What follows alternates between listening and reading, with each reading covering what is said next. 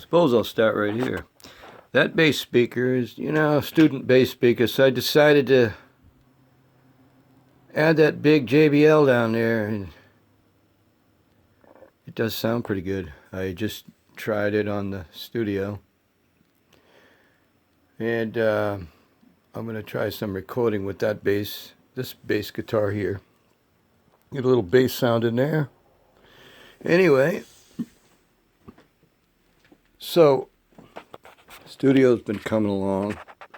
So now you can sit down here and I can get the same screen to bring up the recording studio when you're working drums. And I've got that playing a couple of different kits. You can do an almost endless amount of stuff. You just got to kind of program. Number one thing is volumes on those cymbals should be right. I got to play around with those a little bit. I'm not doing bad with it. And so this amp over here, again, the Vox plays out of those electric guitars. I've been using that black one a little bit. So there's a lot of different ideas. So when the electric guitar signal is being played, I bypass those speakers in the cube, but I use the head because, it's got some sweet mixture in there that I can use and avoid any stomp boxes outside. I try to avoid as much as I can because I like what I'm hearing. And then I just take this one is a line out, so it's bypass. It's coming out of the headphone one, so it's shutting off my speakers, but this line is also sending this to the cube. And then like I did over there with miking that, I use that same mic. I got a stand set up here. I mic this speaker because that way I'm getting a tube sound out of it, and I kind of just go clean tube. I just want some tube in there, and then I can parallel mix that thing. Again, keyboards are for all kinds of sounds, and like that, I don't think you'd get much justice, but I did that patch right there is just a little bit of bass. I don't think you could hear it right now, but maybe. But gives you an idea. I got that off. Actually, I've got the speakers off because I was listening to it with headphones, but anyway, hear a little bit of it. That's the problem.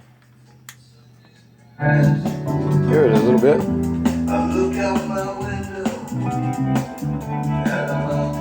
You hear a little bit of that bass. It's not really mixed. I was just doing it for the sound. I haven't really got a part figured out for that yet.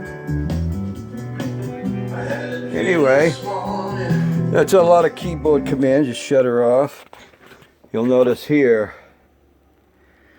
I was just taking that signal, and that's a pretty good signal. So I got J here for getting me into looking at the signal, is right here. And that's about where I want it. I want it to come in at 12. That's just picking up the room noise right now, and that's where I want it to be, singing right about there. And then on the input track, I got it boosted just a little bit to give me a little bit more, and I got a mix tool on it right there. That mix tool, you'll notice I really brought the level up, so when I get into the tracking here, this track, I got another mix tool, and just a Pro EQ and a bit of flange, sending it to the left. And I've taken the bass signal this time, just brought it over here, and I kind of really like that balance when I'm hearing it in the headphones, which is not going to do me a justice out in the room because the room and the room really hasn't been collaborated, but I do the best I can with it for now. So again, studio's been doing good. What I'm going to do is I like this little room for acoustic guitars, but not vocals. I like more room for vocals. So what I'm seriously thinking of doing is taking this wall down and bringing it out more and incorporating those amps right in the wall. That way I can be standing right about here and have the mic right about here and just let the vocals just go off and dissipate off into some kind of a panel, which I think I'll make up out of these type of carpets. I think the sound tends to go through this stuff a little bit better. I like this stuff. I might even jam a bunch of holes in it or whatever, but I just want it to go away. I don't want it to bounce back. That room is a bit boxy on the mic. I think I can get better. So, studio's coming along. That black guitar is got some real guts to it. What I do is with the electric guitar, I'm doing, I'll probably incorporate a video at some point where I incorporate that guitar with the video, the clean guitar, electric guitar, where that one's doing more of the lead. That one there was a blessing gift from my friend. That's offering me a really nice tone for up that end. So what I'm thinking of doing is using that a little bit more on the bottom end of acoustic sounds. It's got a nice tone, and then mine, I may capo up. I don't know. I use it all the time, that one anyway, so I'm used to it. I'm used to mixing it.